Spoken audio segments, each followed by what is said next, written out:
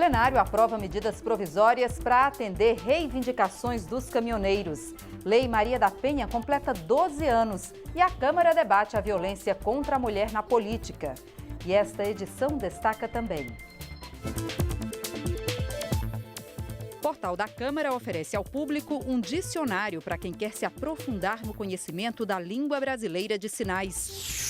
E a 13ª edição do projeto Politeia dá a estudantes universitários a oportunidade de atuarem como parlamentares por um dia.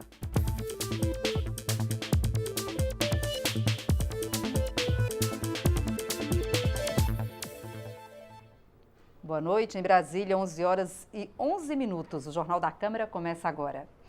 Os deputados analisaram hoje medidas provisórias que buscam atender algumas reivindicações dos caminhoneiros. As propostas foram editadas pelo governo depois da paralisação da categoria em maio. Mas para continuar em vigor, tudo depende da aprovação do Congresso Nacional. E quem tem os detalhes é a repórter Dini Moraes, que fala ao vivo de dentro do plenário da Câmara. Olá, Dini, foram 3 medidas provisórias aprovadas. Que reivindicações a Câmara aprovou hoje? E o primeiro passo foi dado, né, Dini, para que essas propostas aí continuem em vigor. Exatamente, Jaciene. Boa noite a você e boa noite a todos que nos acompanham agora ao vivo pela TV Câmara. Bom, essas foram 3 medidas provisórias, como você disse. 2 delas são relacionadas aos caminhoneiros, foram fruto da negociação entre o governo e os caminhoneiros durante a paralisação do mês de maio. Inclusive, foi uma das coisas, as negociações viabilizaram o fim dessa paralisação. Vamos lá, vamos falar um pouquinho dessas medidas provisórias. A primeira delas obriga a Conab a contratar pelo menos 30% do frete anual da companhia de transporte de grãos, né, pelo país, pelo menos 30% junto aos caminhoneiros autônomos. A outra medida provisória, ela estabelece a gratuidade da cobrança de pedágio sobre os eixos suspensos dos caminhões que rodam vazios pelas estradas brasileiras. Estendendo aí, hoje já existe essa gratuidade nas estradas federais, no entanto, essa gratuidade vai ser estendida também para qualquer tipo de rodovia, seja ela municipal, estadual, concedida, enfim. A terceira medida provisória, ela trata de criar uma indenização para os policiais rodoviários federais que trabalharem durante seus períodos de folga.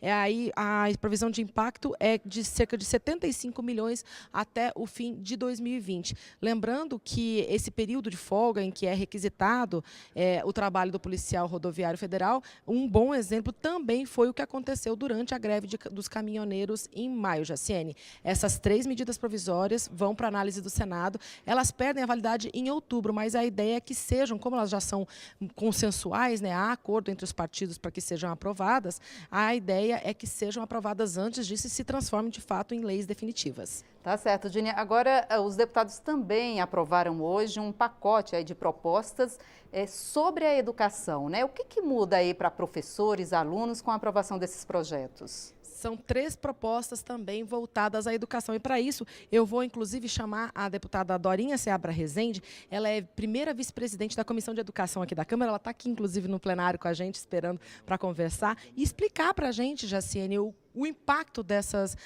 propostas. Ela, além de vice-presidente da Comissão de Educação aqui da Câmara, ela é autora de 2 das propostas que foram aprovadas hoje. Deputada, a Jaciene, que é a nossa apresentadora, ela fez uma pergunta bem prática. Que mudanças dá para se esperar desses projetos que foram aprovados aqui? Existem mudanças bem práticas, né? Porque um trata de alimentação escolar, o outro trata de valorização da carreira dos profissionais e o outro trata de falta dos alunos, de frequência dos alunos. Então, dá para se esperar resultados práticos caso esses projetos venham a se transformar em lei. Bom, na verdade, a Comissão de Educação tem construído uma pauta de projetos importantes na área da educação. O projeto que trata das faltas é da deputada Keiko Ota e estabelece que, sendo superior a 30% de faltas, o Conselho Tutelar tem que tomar providências imediatas, né? Ele deve acompanhar a presença, então a escola vai notificar o Conselho Tutelar para que ele possa agir e impedir que aquela criança, aquele jovem perca o seu ano letivo, ou inclusive acompanhando se ela está sofrendo algum tipo de maltrato que tenha impedimento à frequência na escola. Então, tem uma mudança importante na garantia da presença e da frequência escolar. Um outro projeto que regulamenta o PNAE, que é na verdade o Programa Nacional de Alimentação, ele estabelece que estados e municípios criem as suas leis próprias de regulamentação do Programa de Alimentação Escolar. Garanta funcionamento e condições, inclusive financeiras, para que os conselhos que tem representação de alunos, de pais e da comunidade, possam fiscalizar a alimentação que está chegando na escola do seu filho. É uma boa alimentação? Está cumprindo a qualidade nutricional? O recurso está sendo bem empregado? Como isso pode melhorar? Quanto o Estado e quanto o município vai colocar, complementando o recurso da União. E o outro projeto é um projeto mais amplo, que trata das regras de carreira e direito dos professores. Então, ele estabelece critérios para que municípios e estados criem seus planos de carreira. O que deve ser assegurado? Logicamente, a autonomia do município e do estado vai estar respeitada, mas há alguns direitos e garantias básicas para a carreira, para o incentivo ao profissional da educação. Hoje nós temos uma falta de professores enorme, isso em grande fruto pela desvalorização docente, pelos baixos salários, e esse projeto ele garante condições de trabalho ao profissional da educação e estabelece o que o país precisa construir na área da carreira docente. Na verdade, deixa eu ver se eu entendi direito. Esse projeto ele estabelece que as redes, né, a rede municipal de ensino, a rede estadual de ensino, elas devem ter alguns critérios mínimos na hora de elaborar seus planos de carreira ou de valorizar os profissionais. E lembrando que não são só os professores, né, deputada? Na verdade, ela trata dos profissionais num sentido mais amplo. E o que é importante, ela estabelece quais são as condições de trabalho, o ingresso exclusivo por concurso público, a obrigatoriedade de carreira. Talvez muita gente pense assim, para que isso? Já não é óbvio? Inclusive com a questão do piso, muitas carreiras são carreiras antigas, da década de 90, elas não asseguram, em muitos casos, o direito do profissional da educação ao tempo de estudo, ao tempo de formação, o licenciamento periódico para que ele possa se requalificar. Então, essas regras gerais, elas estão estabelecidas. Como será feito, cada município, cada estado vai discutir dentro da sua realidade com seus profissionais, mas que deve ser tratado e a carreira tem que ser construída uma carreira dinâmica e que seja atrativa. Tá certo, muito obrigada, deputada Dorinha Seabra Rezende, membro, vice-presidente da Comissão de Educação. Lembrando que essas propostas agora vão para a análise dos senadores, Jaciene. Tá certo, Dini. Agora, Dini, além dessas propostas todas, né, que você falou aí para a gente sobre as medidas provisórias, as propostas para a educação, para valorizar os profissionais da educação e também para tentar aí beneficiar os alunos, né, com relação aí à merenda escolar, os deputados também discutiram um outro projeto, né, Dini, que não chegou a ser votado. Esse já é bem polêmico, viu, Jaciene? Na verdade, trata de um projeto que abre o mercado de companhias aéreas brasileiras, né? Hoje existe aí um limite para que estrangeiros tenham ações com direito a voto nessas companhias e esse projeto ele libera que estrangeiros sejam totalmente donos de companhias aéreas brasileiras. Vamos ver como é que foi o debate aqui no plenário. A primeira proposta discutida trata do setor do turismo, criando uma nova lei geral para essa atividade. A mudança que mais chama a atenção permite que empresas estrangeiras sejam 100% proprietárias de companhias aéreas em operação no Brasil. Elas tanto podem assumir o controle das já existentes, quanto abrir novas companhias. Hoje, os estrangeiros só podem ser donos de até 20% do capital desse tipo de empresa. No Brasil, onde historicamente se registra parca disponibilidade de capital para investimento, a situação das empresas aéreas figura-se ainda mais desconfortável. Em face de não poderem contar com mais de 20% de participação estrangeira no seu capital, com direito a voto, tornam-se extremamente vulneráveis diante de quaisquer evento ou períodos que requeram aportes consideráveis. Vêm-se forçadas a lidar praticamente sozinha com dificuldades dessa ordem, ou esperar o beneplácito do governo num pedido de socorro, ajuda que não se verificou, para citar um exemplo bastante traumático, no caso de uma empresa até então muito conceituada, a Varig. Em que lugar do mundo se entregou 100% do controle do sistema aéreo? Porque mesmo no Chile, que surgiu como exemplo no relatório, eles estabeleceram que foi uma política de reciprocidade. Só se outros países fizerem o mesmo. Essa proposta que está sendo colocada não tem lugar nenhum do mundo. Hoje o capital aéreo já é, de fato, internacional. O que nós podemos querer que alguma empresa europeia se interesse pelo Brasil e venha fazer bons voos e barato. O Brasil, o brasileiro, paga a tarifa aérea mais cara do mundo. Bom, essa proposta que trata aí do setor aéreo, de liberação de companhias aéreas estrangeiras serem donas totalmente de companhias aéreas brasileiras, ficou para depois a deliberação. Ela foi discutida, ou seja, a proposta deu passos aqui no plenário, mas não teve a votação concluída e isso ficou para outro dia. Não se sabe exatamente qual o dia que será votado. Jaciene, lembrando, nós estamos em período eleitoral, então a ideia é que essa semana se concentrasse um número grande de votações, de projetos, né, se desse uma avançada na pauta aqui do plenário da Câmara dos Deputados, até para poder liberar os parlamentares para participarem das campanhas eleitorais em seus estados, em suas bases eleitorais. Lembrando que até no meio da semana que vem, né, começa a propaganda eleitoral gratuita, né, então há aí os arranjos finais dentro dos partidos e os parlamentares participam ativamente disso. Tá certo, Dini. Hoje foi o primeiro dia, né, desse esforço e amanhã deve ter mais votações aí no plenário, né? Amanhã estão previstos acordos internacionais e a ideia é que haja convocação também para votações na semana que vem e depois para a primeira semana de setembro. Essas são as 2 semanas próximas de votação que estão previstas aqui no plenário da Câmara durante este período eleitoral. Tá certo, Dini. Muito obrigada pelas informações. Boa noite, até mais. Boa noite. E o presidente da Câmara, deputado Rodrigo Maia, se reuniu hoje com deputados e prefeitos e disse que só vai pautar o projeto que obriga a União a compensar estados e municípios as perdas com a Lei Candir se os interessados mostrarem de onde será possível remanejar dinheiro do orçamento para esse objetivo.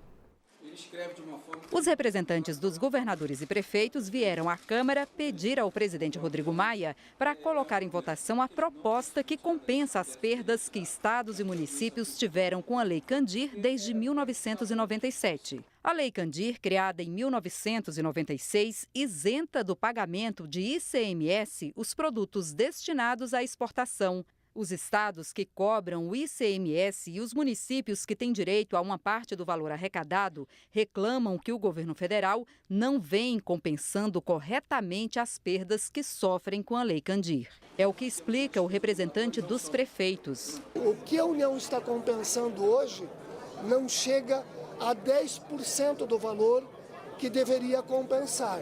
Lá em 96 havia um desequilíbrio da balança comercial. A Lei Candir veio para equilibrar esta balança, logo imediatamente pós-Plano Real, e foi bom para o Brasil. Nós reconhecemos isso, mas não dá para essa conta ser bancada apenas por estados e municípios da federação. O projeto de lei complementar, aprovado por uma comissão de deputados e senadores, estabelece que o governo federal deve compensar essa perda bilionária, repassando aos estados e municípios 19 bilhões e meio de reais em 2019. 29 bilhões e 250 milhões de reais em 2020 e 39 bilhões anuais a partir de 2021.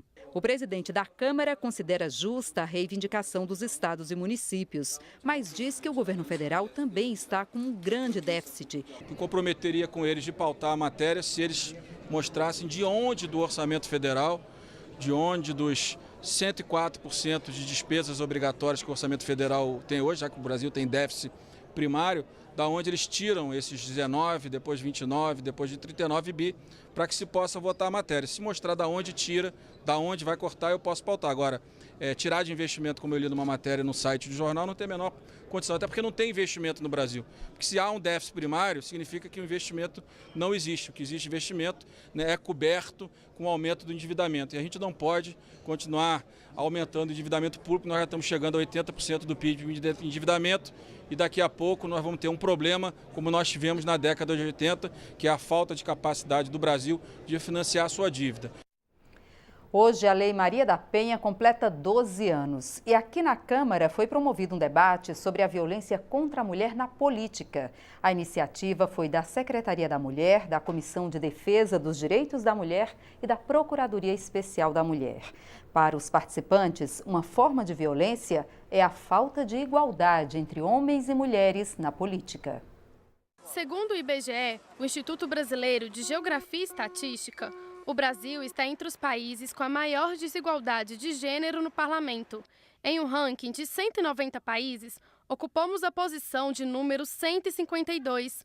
Para tentar aumentar a participação feminina na política, neste ano, o Tribunal Superior Eleitoral decidiu, por unanimidade, destinar 30% do fundo eleitoral para a candidatura de mulheres. É muito importante que a decisão do Tribunal Superior Eleitoral, que define que os partidos políticos devem dirigir 30% do fundo partidário e do fundo eleitoral às candidaturas de mulheres, seja de fato cumprida. É importante também que a gente garanta que a participação política das mulheres se dê em condições de igualdade, o que significa que nós devemos ter garantias para que elas não sejam alvo de violência. O voto feminino foi conquistado em 1932 e, pela primeira vez em 2010, uma mulher foi eleita presidente do Brasil. Já nas eleições de 2014, foram eleitas apenas uma governadora, 12 senadoras e 51 deputadas federais. Apesar das mulheres representarem 52% do eleitorado nacional, na Câmara dos Deputados, por exemplo, elas representam 10% dos parlamentares. E essa falta de representatividade feminina na política é considerada uma violência simbólica. Nós estamos comemorando hoje 12 anos da Lei Maria da Penha, uma lei que tipificou uma série de formas de violência que não eram percebidas enquanto tal. Violência patrimonial, violência psíquica, violência moral, enfim, violências que não eram identificadas enquanto violência. E hoje tivemos aqui uma discussão sobre a violência que atinge as mulheres no exercício da vida política, porque também é uma violência não identificada até então. Apesar de termos evoluído agora com a decisão do STF e do TSE, que vai garantir que os partidos sejam obrigados a investir nessas candidaturas femininas. Nós ainda temos o desafio, nessas eleições de 2018, quem controla todo esse valor, quem gerencia esse valor são os homens, então os critérios são eles que estabelecem. Então, são dificuldades que elas enfrentam, tanto em relação ao financiamento de suas candidaturas, como em relação também à visibilidade que elas têm dentro desse ambiente partidário. E a Câmara dos Deputados realizou nesta terça-feira a entrega da premiação do 6º concurso sobre a Lei Maria da Penha. A lei, que foi sancionada há exatos 12 anos, criou mecanismos para coibir a violência doméstica e familiar contra a mulher.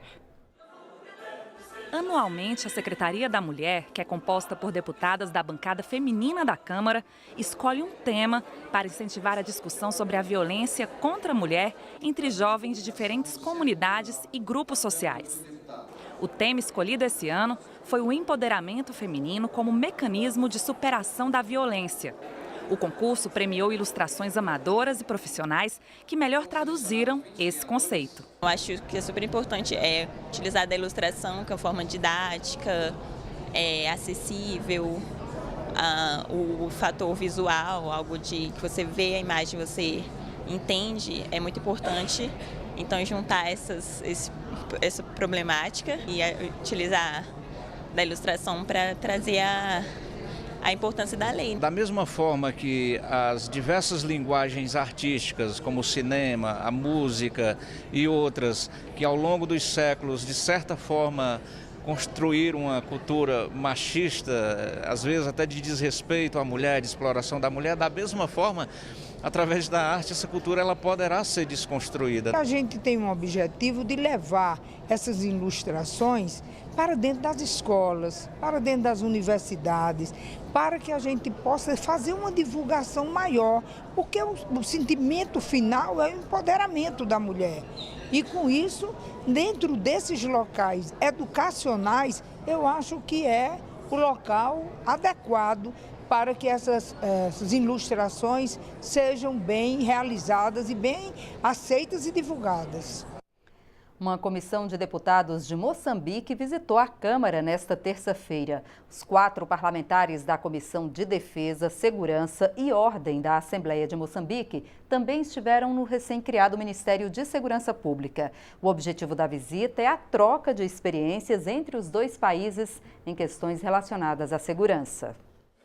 Essa comissão de deputados é responsável pelas áreas de segurança nacional, de defesa e também pelos serviços de informação de Moçambique. Aqui na Câmara, eles foram recebidos pelo presidente do Grupo Parlamentar Brasil-Moçambique, deputado Márcio Marinho, do PRB da Bahia. Os parlamentares dos dois países vão trocar experiências que deram certo na área de segurança pública. Nesta partilha de informação poderemos também ver como é que podemos cooperar acima de tudo, porque uma das grandes preocupações dos parlamentares, e creio que não seja só nossa, mas também dos brasileiros, é que os nossos povos vivam num ambiente de tranquilidade, um ambiente de segurança e que, na verdade, haja concórdia. Então, nós achamos que desta forma, nesta troca, vamos ver o que podemos fazer. A nossa estrutura de defesa tem a segurança pública, mas nós temos as Forças Armadas, né? E nós precisamos, a informação que eles querem é que todos os organismos, os órgãos, ou melhor dizendo, que cuidam da segurança pública, a gente possa conversar e eles levarem para o seu país justamente essas ações, essas informações para melhorar cada vez mais aquilo que eles estão lá fazendo, que está bom, mas que pode melhorar. Prevenção. Esse é o conceito-chave da primeira Política Nacional de Vigilância em Saúde, que foi lançada hoje aqui na Câmara. Veja agora como ela vai orientar as ações de governo para a área da saúde nas esferas federal, estadual e municipal.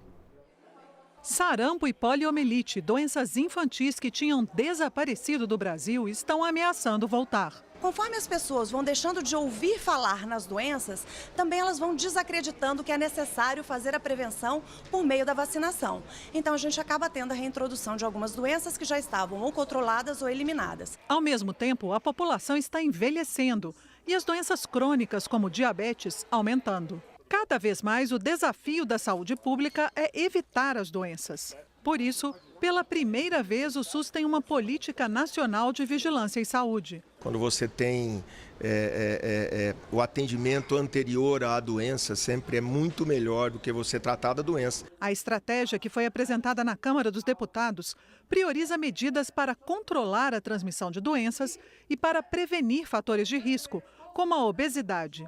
Esse tipo de proteção é considerado tão importante quanto cuidar de quem está doente. Profissionais de saúde e usuários do país inteiro participaram da elaboração da política durante 2 anos. E o que nós formulamos a partir da Política Nacional de Vigilância e Saúde é um rumo, uma direção para que o Estado brasileiro possa, de fato, fazer aquilo que nossos avós já diziam. É muito melhor você prevenir do que você remediar, você proteger do que você atender algum risco. Na prática, a política garante recursos, prevê a capacitação de profissionais e ações educativas. Também orienta que as equipes de vigilância epidemiológica, vigilância sanitária, saúde ambiental e saúde do trabalhador trabalhem integradas. E prevê que sejam desenvolvidas estratégias de participação dos cidadãos. Quando você determina uma política nacional de vigilância em saúde, é entender que saúde não é só hospital, saúde não é só remédio e saúde não é só um olhar assistencial, mas sim um olhar que pensa o cidadão inserido no seu território, no seu local onde ele vive. Isso, se você olha para um programa de governo, é perceber que saúde não é só tratar a doença, né? Então, quando a gente pensa, a primeira vez a Conferência Política Nacional de Vigilância e Saúde, é de fato aplicar a Constituição, é pensar a saúde com os determinantes sociais e ter uma equipe, ter um planejamento e ter pessoas voltadas para esse planejamento, para a informação, para os dados, para racionalizar recursos e ter mais eficiência. Quem deseja ter um primeiro contato com a língua brasileira de sinais ou se aprofundar nesse idioma tão especial, tem um instrumento à disposição oferecido pela Câmara dos Deputados. É o Libras para Todos, um dicionário com mais de 1000 termos à disposição do público na nossa página na internet. Os dedos falam, as mãos expressam, o movimento comunica.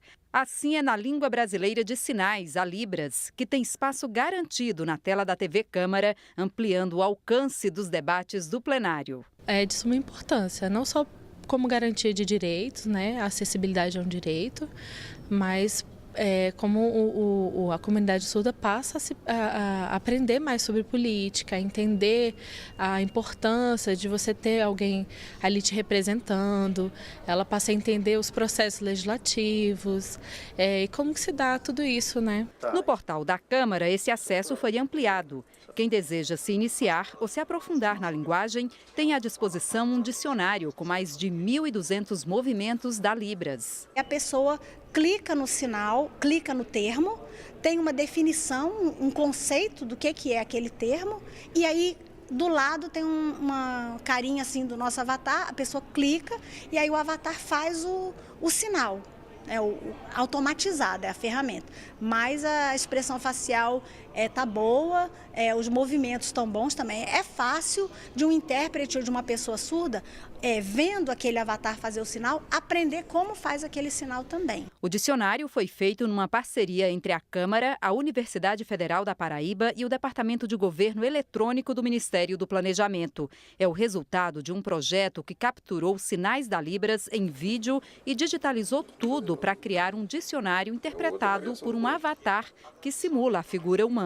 A comunidade surda e os intérpretes de Libras Brasil afora ficavam assistindo a TV Câmara, que tem interpretação de Libras desde 2008, na sua programação. Os intérpretes ficavam assistindo a TV Câmara para poder aprender determinados sinais que eram mais utilizados aqui. Então a gente falou, por que a gente então não oferece esses sinais de uma maneira mais sistematizada para quando a pessoa tiver querendo aprender um determinado sinal, em vez de ter que ficar assistindo a TV, né? Ela pode assistir a TV também, mas fica mais fácil ela conseguir aprender como é que é aquele sinal. O forte aqui é traduzir expressões mais associadas às funções do poder legislativo e à atividade política, mas o vocabulário vai além. Também pegamos o glossário do TCU, do STF, do STJ, do Ministério da Defesa, Banco Central, pegamos vários dicionários, glossários, e os nossos intérpretes faziam a gravação dessas palavras, colocando em sinais. Essa gravação, feita por um intérprete humano, ia para a Universidade da Paraíba. Lá eles transformavam no avatar, devolviam para a gente, os nossos intérpretes também avaliavam se aquele sinal estava bem feito, se a configuração das mãos estava ok, se a expressão facial estava boa, se não estava, e validávamos ou não, devolvendo para a universidade. São termos extremamente técnicos, que não é de fácil acesso pela comunidade surda, e até para os profissionais que trabalham na área é positivo. É uma forma de você estudar, de você avaliar como que você está fazendo em Libras e veio para contribuir. Para usar o dicionário, digite www.câmara.leg.br/acessibilidade e clique em Dicionário de Libras. O projeto Politeia é uma parceria da Câmara com a Universidade de Brasília que dá oportunidade a estudantes universitários de vivenciarem a experiência de atuar como parlamentar por um dia. Na 13ª edição do projeto, 12 propostas foram debatidas. Aula prática de legislação, debates e de negociação política. Isso é o Politeia, projeto organizado pela Universidade de Brasília em parceria com a Câmara dos Deputados. Na 13ª edição, 12 propostas foram apresentadas pelos estudantes que viveram a experiência de ser um deputado federal. Um dos projetos foi apresentado pela estudante e deputada Natália Peroni.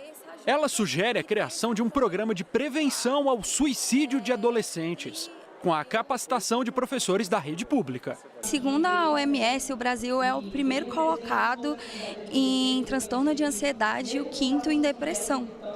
Então, nesse sentido, eu busquei trazer um projeto de lei que versasse sobre a proteção desses jovens nessa faixa de idade, principalmente entre os 15 e os 17 anos. Outra proposta gerou um grande debate no plenário. O projeto sobre o direito à identidade de gênero e a retificação de documentos pessoais para pessoas transexuais. O estudante e deputado Gustavo Costa foi o autor do projeto. O nome social, o nome de cada um de nós, ele é a primeira forma da gente se entender no mundo. O nome é uma forma da gente estabelecer vínculos sociais, da gente ter memória. Não reconhecer o nome e a identidade de gênero de alguém é a primeira forma de preconceito que a gente tem com essas pessoas. E é a primeira forma de preconceito que as pessoas transexuais enfrentam no mundo e no Brasil. Nesses termos, em defesa dos direitos de autonomia da personalidade consagrado na Constituição, do direito ao nome, do direito à autonomia privada, do direito ao mercado de trabalho e do direito ao tomar os rumos da sua própria vida, meu voto é pela constitucionalidade, juridicidade, boa técnica legislativa e, no mérito, pela aprovação do projeto de lei número 72. Grande parte do plenário era a favor da proposta, mas uma mudança no texto foi defendida pelo estudante e deputado Gabriel Bertocchi. Ele queria acabar com o artigo do projeto. É necessário, sim, que esse projeto trate de pessoas maiores de idade. Um maior de idade pode fazer o que bem entender da vida. Um menor não. Um menor ainda está sujeito à autoridade dos pais e é isso que eu defendo. O pai tem que ter poder de autoridade em relação ao menor. É isso que eu defendo. Então, com a supressão do artigo 4º, poderia falar sim numa aprovação, mas da forma que está, não. Após um acordo entre os estudantes e deputados, o artigo foi retirado e o projeto que trata do direito à identidade de gênero foi aprovado. Aqueles favoráveis permaneçam como se encontram. Aprovado. Para Thaís Freire, uma das coordenadoras do projeto, o realismo de um debate em plenário contribui para mudar a imagem que os estudantes têm do processo legislativo. Tem um certo negativismo em torno da política, mas quando eles conhecem, eles se sentem perto para criticar e querer fazer política e poder realmente mudar. Eles têm capacidade de responsividade e também capacidade de transformação, que é a ideia de um projeto de extensão. É um projeto acadêmico, é um projeto pedagógico que quer capacitar todos os nossos estudantes. O estudante, deputado Caio Leal, já participou de 5 edições do projeto Politeia. Nessa, foi um dos presidentes da mesa diretora. Parece que vai seguir carreira. Eu entrei como parlamentar na minha primeira edição sem um cargo, na minha terceira edição fui presidente da Comissão de Educação, na quarta edição fui líder de um partido, na quarta edição fui líder de um partido, esse ano estou presidindo a Câmara. Com certeza eu saio uma pessoa muito mais completa, pessoal e profissionalmente. A doação de leite materno poderá render um dia de folga por mês às mamães que trabalham. É o que prevê um projeto aprovado pelo plenário da Câmara e que agora segue para análise do Senado. Os bancos de leite humano são uma fonte de alimentação para bebês prematuros, para recém-nascidos de baixo peso que têm dificuldade para se amamentar ou quando a mãe não tem o leite para o bebê. O objetivo do projeto da deputada Poliana Gama é incentivar que esses bancos contem com leite suficiente em seus estoques. O texto já aprovado pelo plenário da Câmara concede um dia por mês de dispensa do trabalho para a trabalhadora que doar leite materno. Se a doação ocorrer no período da licença maternidade, a mãe vai poder retirar os dias de folga ao final da licença. O nosso objetivo é incentivar a doação de leite humano, visto que o que os bancos de leite no Brasil nos mostraram, nós temos períodos onde há falta de doação de leite. Isso compromete até mesmo o atendimento das UTIs neonatais quanto à alimentação dos bebês, em especial bebês prematuros. A lei prevê uma série de proibições para os agentes públicos durante o período eleitoral. Veja agora que práticas estão vedadas aos políticos ocupantes de cargos públicos e aos servidores e empregados da máquina estatal.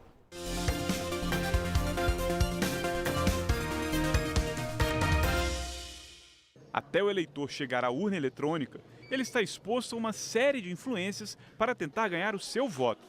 Alguns desses estímulos são permitidos e outros proibidos pela lei. Uma das maiores preocupações da legislação e da justiça eleitoral é impedir o uso indevido da força da estrutura administrativa e dos recursos públicos para induzir o voto neste ou naquele candidato. Por isso, a Advocacia Geral da União editou esta cartilha, que detalha as condutas que estão proibidas para os agentes públicos nas eleições. Isso inclui os agentes políticos que ocupam os cargos de presidente da República, governadores, prefeitos, vices, ministros, secretários, senadores, deputados federais, distritais e estaduais e vereadores. E também os servidores estatutários e comissionados e trabalhadores empregados de empresas públicas ou contratados por meio de terceirização. O advogado da União explica que o objetivo é evitar o desequilíbrio na disputa eleitoral. É justamente a ideia de preservação de forças no pleito eleitoral. É o equilíbrio dessas forças. Então, lá no caput da lei, está bem claro, né? Essas condutas elas são tendentes, será uma conduta vedada, aquelas tendentes a afetar a igualdade de oportunidades entre os candidatos no pleito eleitoral. Durante todo o ano de 2018, o presidente da República, os governadores e prefeitos estão proibidos de realizar operação de crédito por antecipação de receita. E desde 7 de julho, a lei proíbe a contratação de pessoal e a demissão sem justa causa em toda a administração pública, a participação de candidatos em inaugurações de obras públicas ou contratar shows para eventos desse tipo, a transferência voluntária de recursos da União para estados e municípios e dos estados para os municípios, salvo o dinheiro que estava destinado para a execução de obra ou de serviço em andamento e para atender situações de emergência e de calamidade pública. A publicidade dos atos, programas, obras, serviços e campanhas dos órgãos públicos. As exceções estão no caso da propaganda de produtos e serviços de empresas estatais que tenham concorrência no mercado e de campanhas educativas que a Justiça Eleitoral considerar que atendem necessidade pública grave e urgente. E pronunciamento em cadeia de rádio e de televisão fora do horário eleitoral gratuito, salvo quando a Justiça Eleitoral entender que é questão urgente, relevante e características das funções de governo. O advogado da União lembra que o desrespeito a essas proibições está sujeito a punições. Vão desde uma multa pecuniária até mesmo a cassação do diploma, a cassação do mandato do eleito, né? Gerando uma inelegibilidade, às vezes de 8 anos. Essas tais condutas podem sim gerar outras punições em outras áreas do direito, como, por exemplo, sanções administrativas, sanções penais, muitas vezes há crimes em decorrência disso. Então, não fica restrito à esfera eleitoral. O Congresso Internacional Cidades Lixo Zero, realizado em Brasília, é o ponto de partida da série de reportagens especiais sobre a Política Nacional de Resíduos Sólidos. No segundo episódio da série, vamos ver como é possível reduzir o desperdício nas empresas por meio da logística reversa.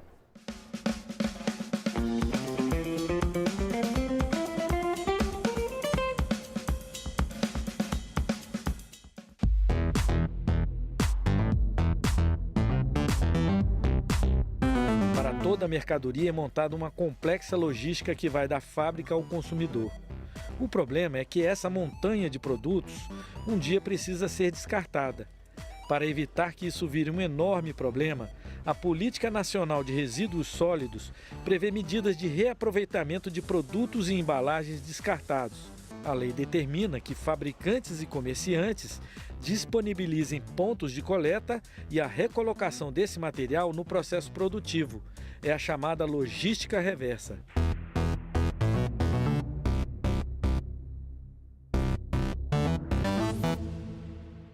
Existem cadeias de produção que já possuem sistemas de logística reversa implantados. São eles a de pneus inservíveis, embalagens de agrotóxicos, óleo lubrificante usado ou contaminado e pilhas e baterias. Outras cadeias de logística reversa estão em implantação, como de medicamentos e eletroeletrônicos. No caso do lixo eletrônico, empresas de reciclagem encontram matérias-primas preciosas, como ouro, prata, cobre, alumínio e paládio. Infelizmente, apenas uma pequena parte desses metais ainda é reciclada. As chamadas minas urbanas de lixo eletrônico contêm uma quantidade de metais preciosos 50 vezes maior do que as encontradas nas minas convencionais. Segundo a Universidade das Nações Unidas, 21 bilhões de dólares em ouro e prata são investidos todos os anos na produção de equipamentos eletroeletrônicos, mas apenas 15% desse material é reaproveitado. A Câmara dos Deputados, que criou a sua própria praça de logística reversa, apoia uma ONG que reaproveita eletroeletrônicos. Os equipamentos de informática mais antigos são desmontados e encaminhados para a indústria. Os mais novos são recondicionados e doados para alunos carentes. Mais de 50 entidades estão sendo beneficiadas. Com o apoio do Ecocâmara, eles conseguiram reciclar 400 toneladas de material só no ano passado. O Brasil poderia reciclar até 30% de todo o resíduo sólido descartado, mas nós estamos aproveitando apenas 3%. Isso significa dizer que nós estamos jogando fora algo em torno de 8 bilhões de reais em riquezas todos os anos, além de aumentar os custos para a manutenção dos aterros sanitários. O que as pessoas consideram como lixo, a gente chama de matéria-prima de trabalho. É o material onde a gente separa o material, onde a gente limpa esse material e manda para as indústrias para se fazer um produto novo. Segundo a Câmara Brasileira da Indústria da Construção, 33 mil toneladas de resíduos da construção civil são descartados todos os anos.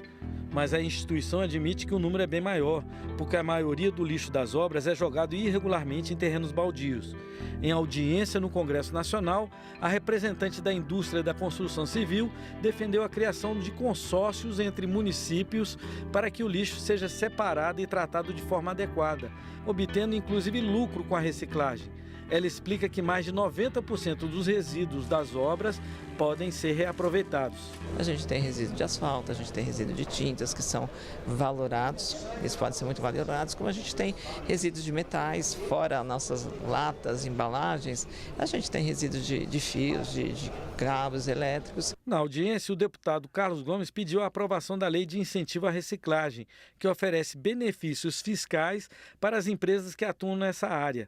Ele defendeu que a reciclagem também gera economia ligada à saúde. Por ano, o Brasil gasta 1,3 bilhão só para cuidar dos brasileiros que adoecem por causa dos descartes inadequados de lixo em tudo que é lugar. Se eles estivessem indo para a reciclagem e para aterros ambientalmente adequados, isso não estaria acontecendo. Durante o primeiro Congresso Internacional Cidades Lixo Zero, realizado em Brasília, foram apresentadas iniciativas inovadoras, como o deste restaurante em Paris, que estimula iniciativas colaborativas dos seus frequentadores. Reduzir, reutilizar e reciclar. Na capital federal, 100 restaurantes se associaram para criar o Instituto Ecozinha. A gente juntou um monte de restaurantes que tem uma geração grande de resíduo, a gente faz toda uma separação adequada para fazer uma destinação correta. Com isso a gente está desviando aquilo que iria para o aterro sanitário e, por outro lado, incentivando uma nova economia, né? Ativando uma economia circular, mais colaborativa, mais integrativa. A mobilização de empresários permitiu aumentar os índices de reciclagem em alguns setores. A meta é reduzir em 22% a quantidade de embalagens que vão para o aterro. A reciclagem de alumínio no Brasil alcança quase 100% dos produtos descartados. A de papel, 45%, vidro, 47% e plástico, 57%. Uma coisa está clara: o lixo ameaça destruir o nosso planeta. Precisamos mudar profundamente o nosso comportamento. O desafio é enorme, mas com a mobilização da sociedade, começamos a vislumbrar um futuro melhor. No futuro, a gente vai ter uma cidade com um orçamento mais eficiente, que não vai gastar com lixo. Nós vamos ter uma cidade que vai empregar um monte de gente, vai surgir um monte de empresas que vai cuidar do vidro, do eletrônico, do papel, da educação, do transporte, da transformação, da tecnologia, da medição, de todo um universo que não existe hoje. Nós vamos ter um cidadão mais autônomo, uma vez que ele não precisa dos serviços públicos.